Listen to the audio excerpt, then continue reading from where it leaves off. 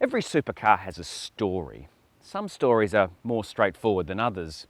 A board somewhere decides they're going to make a supercar, chuck in $1 billion, and they get one. Other car companies don't have that luxury. This is the story of the forgotten supercar. It's from a car maker that's been around almost as long as Ferrari and used to be mentioned in the same breath. It's won Formula One, it's won races all over the world and continues to do so. This is the Lotus Evora 400. It's probably a car that shouldn't exist because there was no money to make it, but they made it anyway. And the best thing about it is it punches up there with the best of them.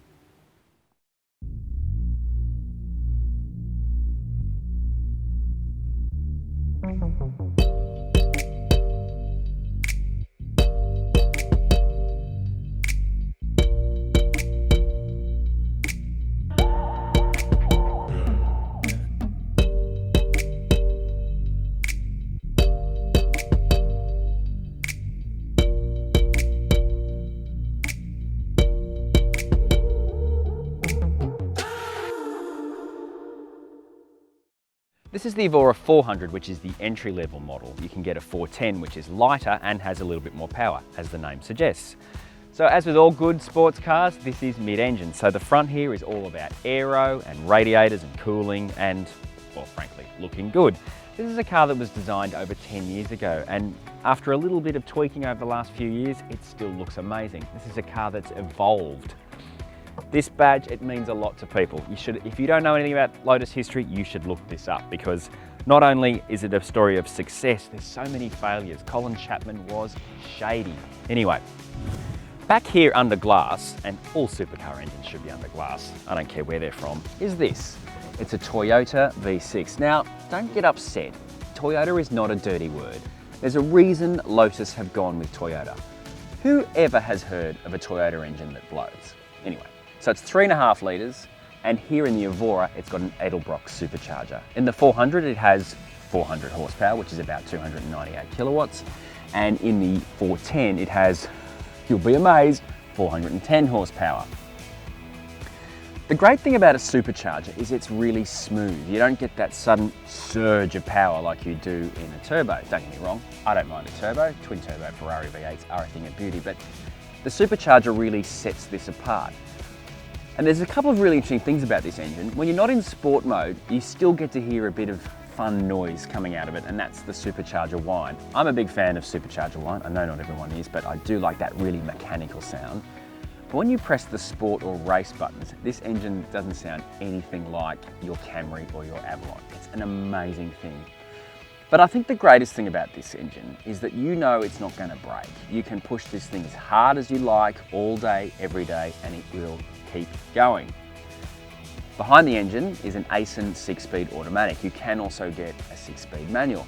It's a really good transmission actually. When you go into sport, again, the shifts sharpen up and it comes up with the steering and the suspension and everything. It all works together really, really well, and it's a really easy car to drive fast because you can just use the paddles and not have to worry about the clutch.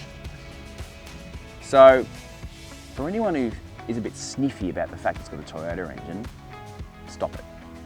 It's wrong. There's more to the back of this car than just the engine though. There's a heap of aero. So here you've got this 3-piece wing and a massive rear diffuser. So all the air that's coming underneath the car is being sucked up, generating downforce. When this car is flat out at 300 kilometers an hour, it is generating actual downforce. That's really hard to do on a road car. It's about 25 kilos, which isn't a lot, but what you really don't want is lift at that speed. So to get actual downforce is really good. But it's not just these bits that make that downforce. Down the front, you've got a pretty decent splitter, and the way the air is drawn up and over the car through the radiators also helps reduce lift. And of course, along the side of the car is a very Formula One inspired Coke bottle shape. If you look at the car from over the top, you get this really nice, slim, hip look. But amazingly, it doesn't make it hard to get in and out of. One of the great things about the Evora, it is actually an everyday proposition. It's not one of those supercars that are an absolute nightmare to get in and out of. I have difficulty walking and talking, so to be able to walk, talk and get in a car means it can't be that hard at all. And the best thing is, once you're in, it's really comfortable.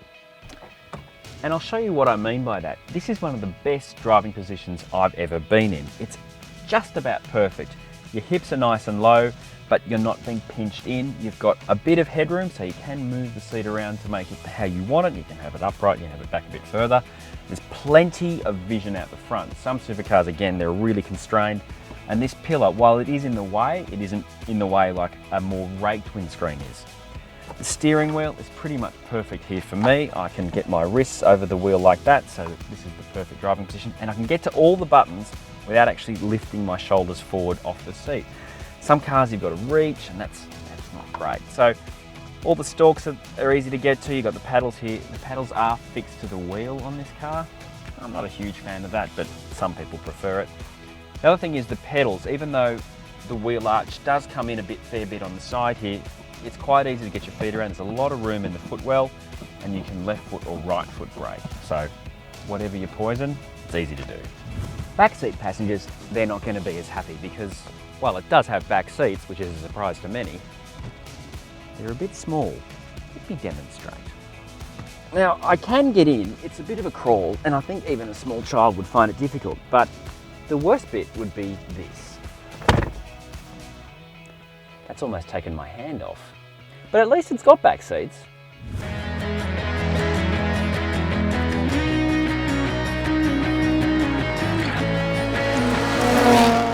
Now, I'm making a big deal about this forgotten supercar because, I'm not having a go because I'm excited by this car. It's a really, look, it's a great car. It really is.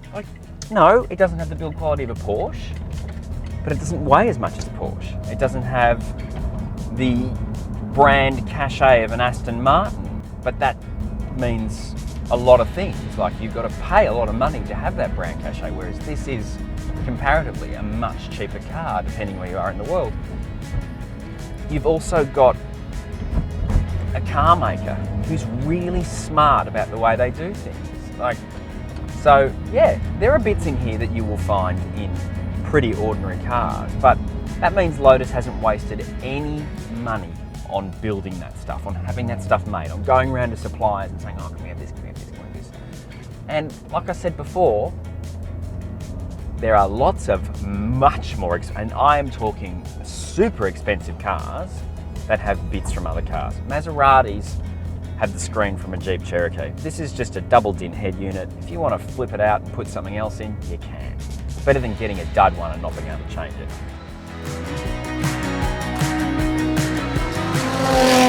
So sitting underneath me is a modular aluminium bonded chassis, and so it's very similar to the Elises, but it's bigger and it's a different platform, and there was the intention to build a number of cars off this platform, which never eventuated for a number of reasons. So when you've got a really stiff chassis, you've got a much more stable platform to work with. You're not having to introduce compromises. There's always going to be compromises, but you don't have to compromise nearly as much. And again, Lotus have gone out to Eibach and Bilstein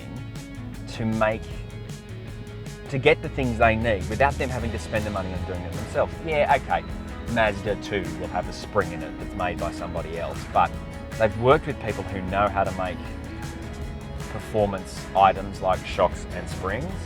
I mean, this thing it's got a lot of grip. You will be accelerating through the gears in a corner and the front stays glued. You've got to be driving like an absolute doofus to chuck this into a wall. Generally speaking, this is a pretty foolproof kind of supercar, and that's without the really intrusive systems that a lot of other cars of this type have. I mean, they're quite intrusive because they're trying to stop you from hurting yourself, but this car will have spent a lot of time being tested, retested, tested again, tested some more. They would have spent a lot of time doing that. Of course, where this car really shines is in the corners. But, you know, this is going to sound really stupid, but even when you're going really slowly, the way this steers is just an absolute delight. Like, it's just, and I don't use that word very often because it makes me sound 420 years old, but it's a really, the way the nose responds, like just little movements like that, the car's going where I pointed, and it's just, it's lovely. It's light, but you feel what's going on underneath the car, like you really do know what's going on underneath the car. Now that could get tiring on a long day, but like I said before, I think you could easily drive this very long distances. You know, in Australia, we'd say, oh yeah, I'd happily drive this between Sydney and Melbourne, and I really would. Some cars that are really powerful and really fast can be very intimidating, take a long time to work up. This is the kind of car where you can jump in and just get straight on it. You really can. You may want to wait before you engage race mode, and you might want to fiddle with the tyre pressures. And really, Lotus people love to talk about tyre pressures. The people who own this car in Australia, who have the importers, thank you Simply Sports Cars, who have given this car to me to tell you about it. We spent 10 minutes talking about tyre pressures. That's a Lotus thing, you know. We're talking about tyre, not in a mad Volkswagen corner of the internet forum way, but in a genuine, okay, when they're a bit warm, you might feel a bit skatey, just let a couple of pounds out. Like, that's the kind of depth that you're buying into when you buy a Lotus, because it is, after all, an engineering company. Lotus has engineered a lot of cars from a lot of other companies that you won't even know they've done. That's the kind of company they are. They just get in, do the job, and get out. They designed the Top Gear test track to really test a car and show what a car can and can't do. They don't go on about this Nürburgring nonsense. They just get on with the job and they make great cars. No, they're not the greatest cars, but the greatest cars cost 3 and 4 times as much as this. The greatest cars are Italian. The greatest cars can't slip in and out of the shops like this can.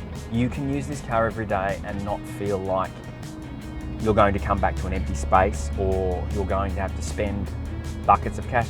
This thing goes over speed bumps. You cannot do that in those other cars. But really, put it into sport, make it wild. I mean, you will spend a lot of time with the window down in this because the engine just builds. And the downshift, that's the thing about this transmission. Even though it's a normal torque converter automatic, it can give you the gear at will. It doesn't wait until you're sort of down in the rev range. It'll give it to you and you'll rev it up and grab the gear, and it's such a great car. I really do like this car a lot. And it's not, I really like this car even for a Lotus. I just love it. It's a lovable car because it's really good. And I'm so happy that I've got myself into a Lotus and I've discovered that it's great. And just it is one of the best cars I've ever driven. It really is. I started out by calling this the forgotten supercar, and it really is, because it's a supercar and you've all forgotten it. The Evora is a terrific thing. At the moment, everyone's looking forward for Lotus because they've been bought by Geely, and Geely owns Volvo, and Volvo are making the best cars they've ever made. So the future for Lotus is bright. But what they're making now is equally good. It's a fantastic buy and you'll love it. Have a think about it. It's the Lotus Evora.